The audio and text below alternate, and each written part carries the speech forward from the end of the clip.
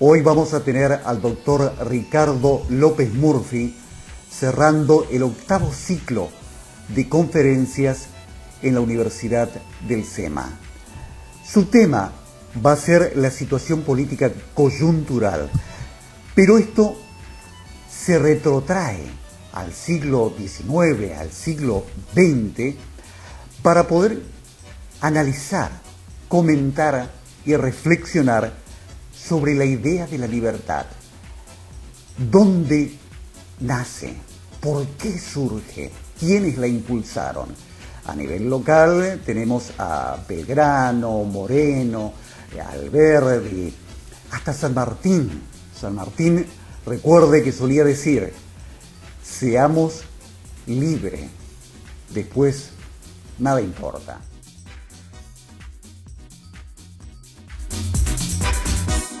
Fines del siglo XVIII, principios del siglo XIX, nosotros tuvimos en esa línea 3-4 grandes pensadores: Belgrano, Moreno, Hipólito Yrigoyen y Monteagudo. ¿Cuál fue la línea argumental? Seguro el secretario de San Martín. ¿Cuál era la línea argumental de los pensadores liberales del fin del siglo XVIII, principios del siglo XIX? Tenían dos grandes obsesiones. La primera obsesión era enfrentar al absolutismo, la intolerancia, en el fondo la Inquisición, la imposición de una visión unilateral de la vida y de la historia. Ese era, si ustedes quieren, era cuestionar la dignidad del monarca, que era lo que daba lugar al absolutismo. Y lo segundo, yo diría, es de menor envergadura, pero era más importante a los efectos prácticos, era cuestionar la organización social y económica que se derivaba de eso. ¿Cuál era la organización social y económica? Era que el dedo del monarca creaba los privilegios, creaba los que eran elegidos. O sea, el dedo marcaba: al amigo este le vamos a dar la importación de cemento, a este le vamos a dar la de hierro, y ustedes van a pagar lo que sea necesario.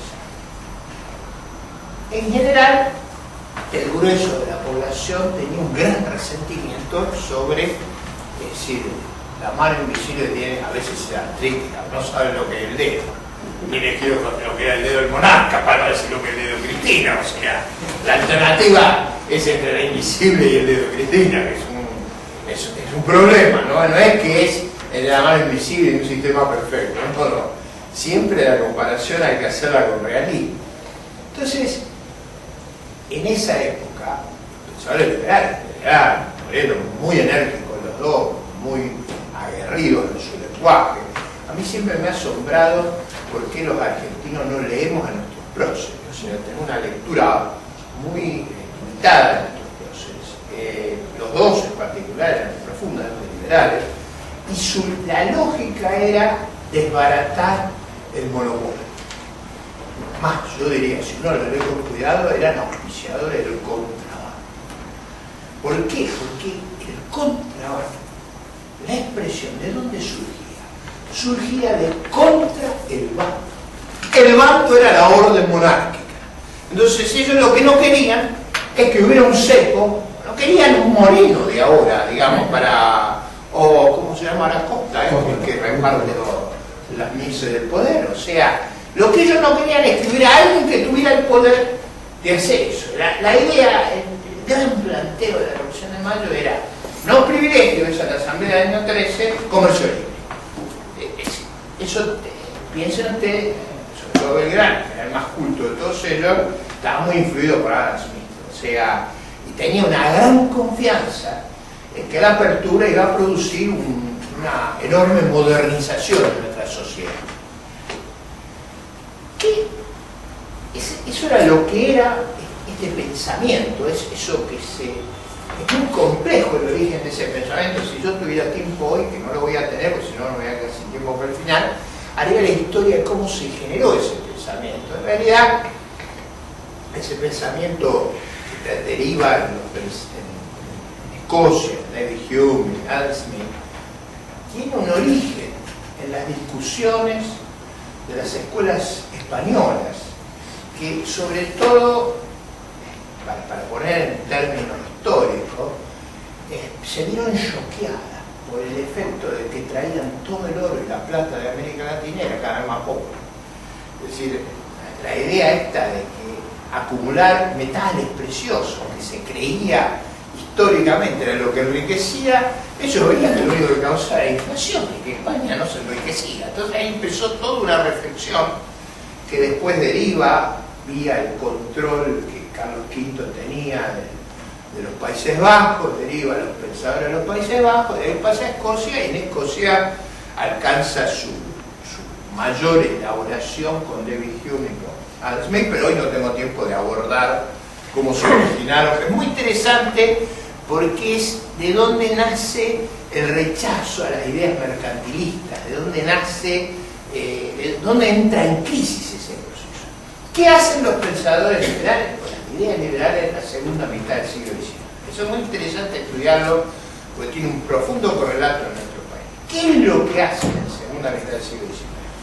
Básicamente lo que hacen es construir estados nacionales, es decir, crear el gobierno de las leyes que permita esencialmente ejercer la libertad. Es decir, la idea del ejercicio de la libertad no es la idea darwinista de que sobreviva simplemente el más apto, no es la idea de la jungla.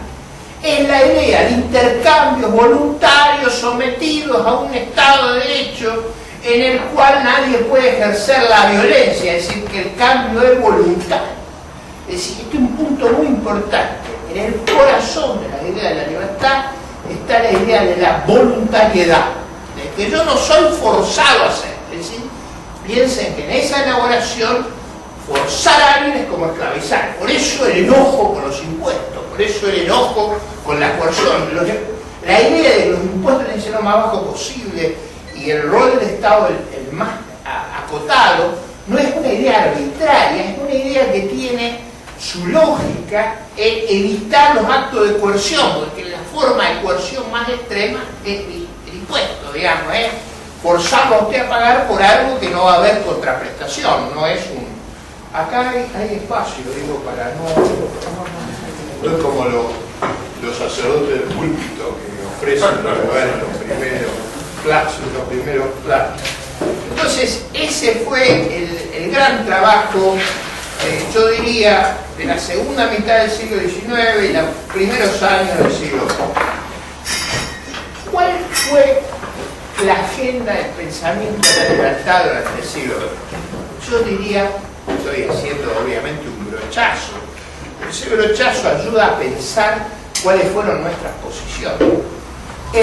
La idea a lo largo del siglo XX fue enfrentar al fascismo y enfrentar al comunismo. Es decir, fue enfrentar a los regímenes que negaban la libertad, que hacían que cada uno de nosotros nos tuviéramos que subordinar al colectivo que el poder nos implicara. El colectivo en el pensamiento fascista o nazi era la raza. El colectivo en el pensamiento comunista era la clase. En realidad ni era la raza ni era la clase, sino era el grupo elitista que ejercía el poder y usaba la ideología para embrutecernos y sojuzgarnos. Usted tiene que hacer la síntesis de dónde estuvieron las ideas de la libertad en el siglo XX, estuvieron básicamente en ese enfrentamiento. Es decir, el enfrentamiento para conservar la autonomía de la sociedad civil, para conservar la autonomía de las personas, para conservar la autonomía para comerciar, para negociar, es decir, en nuestras concepciones hacer negocios es negar el ocio, es decir, las cosas más sanas que se pueden hacer es hacer eso, porque eso implica trato voluntario, implica no ejercicio de la violencia, implica beneficios mutuos. Esa es la matriz conceptual. ¿Dónde está hoy los dilemas del siglo XXI? Yo diría, si uno tuviera que hacer ese vuelo de pájaro, pasamos un siglo en esta descripción, usted se imagina que no hay detalles ahí, eso es como mirar la Tierra desde otra galaxia. Ahora, vamos al siglo XXI. ¿Cuáles son los dilemas del siglo XXI de las personas que profesan la ideología, los valores espirituales?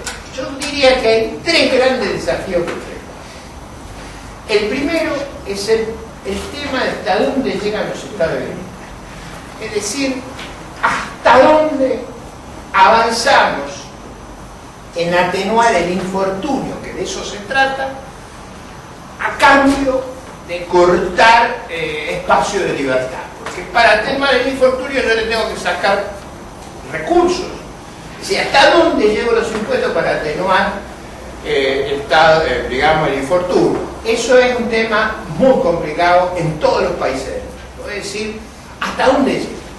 En general, en inglés es más fácil la expresión porque es el entitlement, es decir, el otorgar derechos por un rol del Estado, por una preconcepción de que usted tiene derecho a la vivienda, derecho al trabajo, derecho a la salud.